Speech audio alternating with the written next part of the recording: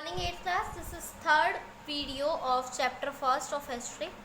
Sources of colonial period. अब हमें colonial period जो हमारा था जिस टाइम अंग्रेजों ने हमारे ऊपर राज किया था, हमें उस पीरियड के बारे में पता कैसे चलता है वो पढ़ रहे हैं. In order to write about any historical period, a historian needs to gather information from various sources. तो historical period के बारे में जानने के लिए historian को अलग अलग information जो है various sources से मिलती है. Various मतलब अलग अलग.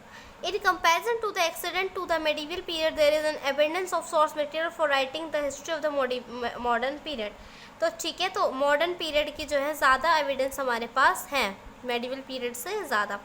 However, it would not be right to say that these sources represent the complete truth. ये कहना सच नहीं हुआ कि ये पूरा सच बताते क्योंकि अंग्रेजों के द्वारा बनाए गए ज़्यादातर.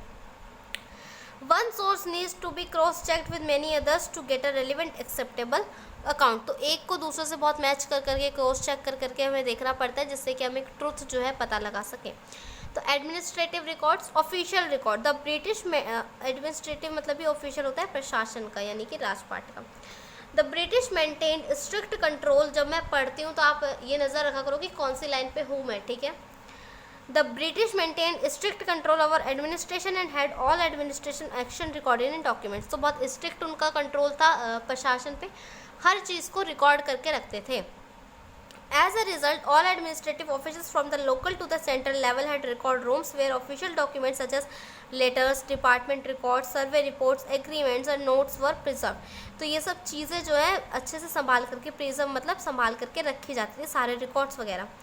Before printing came into wide use in mid-19th century, documents were handwritten and specialists with good handwriting were in great demand. The later documents were printed. तो जब 19वीं सदी में प्रिंटिंग प्रेस जो यूज़ होने लगी उससे पहले जो थे लिखे जाते थे सारे रिकॉर्ड, और जिनकी राइटिंग बहुत अच्छी होती थी वो बहुत डिमांड में थे.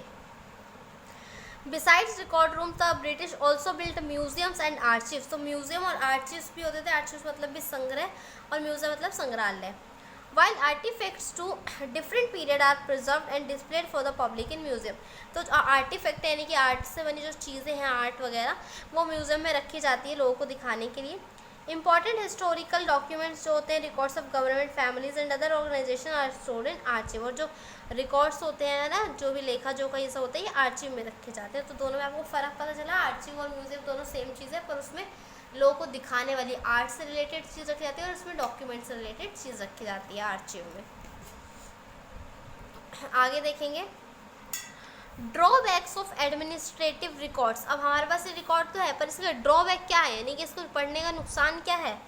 तो many Indian were working at government office but they had to follow the instruction of their British officers.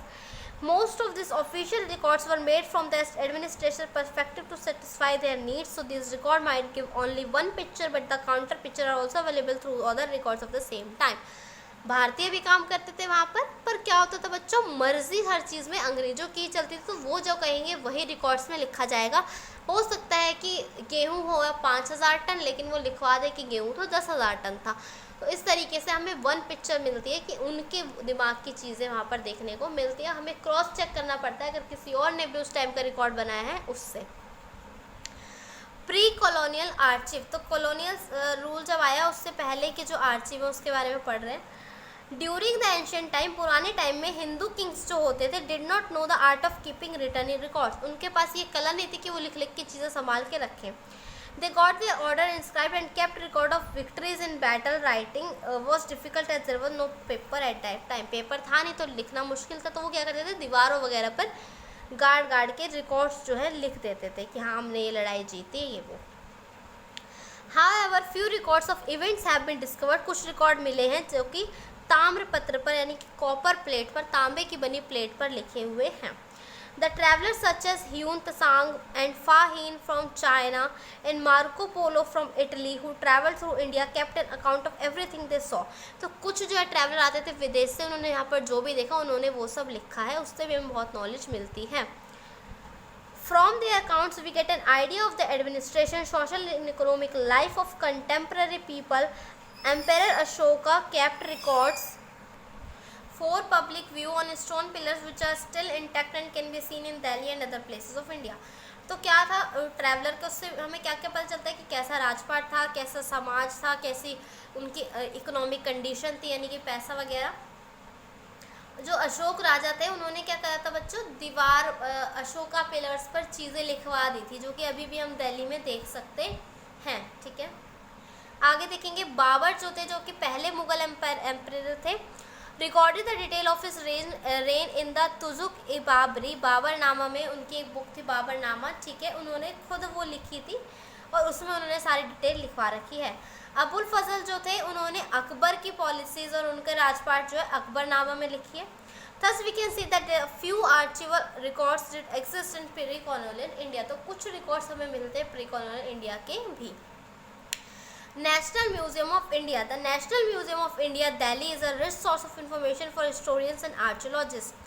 तो ये जो है नेशनल म्यूजियम ऑफ इंडिया, यहाँ से हमें बहुत नॉलेज मिलती है। It treasures over 2 lakh work of arts, 2 lakh के करीब आर्ट की चीज़ें यहाँ पर है कवरिंग, जिसमें कि पुराना और मध्य और नया सारा इंडिया जो है कवर मिला करके है। Some items of information here are coins, paintings, statues, manuscript and folios. Folios क्या होता है ये हमें पढ़ना पड़ेगा।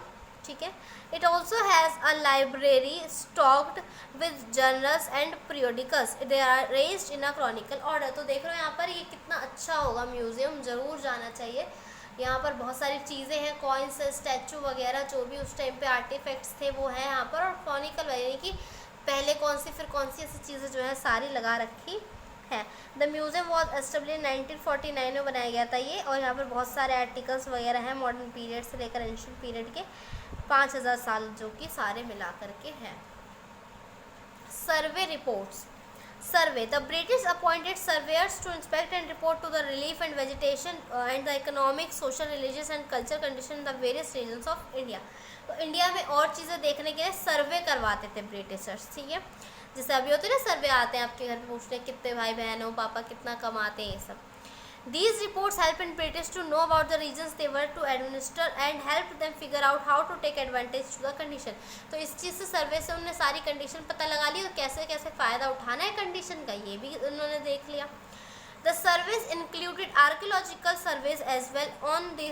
One of these surveys revealed the Indus Valley civilization। तो आर्कियोलॉजिकल सर्वे भी करवाते थे जिसमें कि इंडस वैली सिविलाइजेशन के बारे में भी हमें पता चलता है। Around 1871 the British completed their first census survey to India. ठीक है, पहला सर्वे उन्होंने 1871 में ख़त्म किया था। देयर आफ्टर, उसके बाद ऐसे सर्वे जो थे कैरिड ओवर हर 10 साल में एक बार होते थे। टाइम लगता है ना जगह जगह घर घर जा जा के सर्वे करने में, तो टाइम लगता था। The reports of these surveys provide information on the size and distribution of the population. क्या क्या पता लगाते थे वो, साइज़ और कैसे कैसे पॉपुलेशन है। Nature in terms of sex, यानी कि कहाँ पर कितने लड़के हैं, कहाँ पर कितनी लड़कियाँ हैं। एज क्या क्या है लोगों की, कितने एज के कितने लोग हैं। ऑक्यूपेशन क्या क्या काम करते हैं। कास्ट क्या है, रिलीजन धर्म क्या है, रेस कौन सी जाति धर्म के लोग हैं, ये सब। All the sources mentioned above are today of great value of historian. तो अब ये सब चीज़ें जो उनके रिकॉर्ड थे ये आज के टाइम पे इतिहासकारों के लिए बहुत ज़्यादा ज़रूरी चीज़ें हैं। Indigenous literary sources. For getting a wider and balanced view of a period in history, a historian also goes through the unofficial records related to that period, such as the diaries of people, accounts of pilgrims and travelers, autobiography of important personality, popular booklet, novel, newspaper, etc. तो ये सब चीज़ें तो पढ़ते ही पढ़ते हैं historian knowledge के लिए। और क्या पढ़ते हैं, लोगों के द्वारा लिखी गई डायरियाँ, ट्रैवलर्स जो आके लिख कर गए हैं, ऑटोबायोग्राफी जो लिखे। ऑटोबायोग्राफी क्या होती है, जब कोई इंसान अपने जीवन के बारे में खुद लिखता है, तो जीवन के बारे में लिखता है तो अपने बारे में तो लिखेगा नहीं, और भी चीज़ें पता चलेगी उससे हमें। बायोग्राफीज क्या होती है, जो कि कोई इंसान किसी और की लाइफ के बारे में लिखता है। ठीक है, नॉवेल्स, न्यूज़पेपर, इन सब से बहुत सारी नॉलेज मिलती है हिस्टोरियंस को। Unlike the restricted nature of official document which could be read and permission of the concerned official, these literary sources can be accessed easily। Novels वगैरह आसानी से मिल जाते हैं और ये रिस्ट्रिक्टेड नहीं होते, उसमें एक इंसान अपनी जो सोच में आए लिख सकता है। ऑफिशियल में ऐसा नहीं होता। One of the most important sources written in the Tamil language is the diary of Anand Ranga Pillai, who recorded the changes in the South Indian political during a crucial period related to Dupleix, the general of the French establishment in India।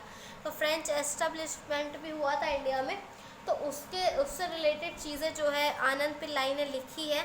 तो इस Tamil language में इससे भी हमें बहुत सारी knowledge मिलती है।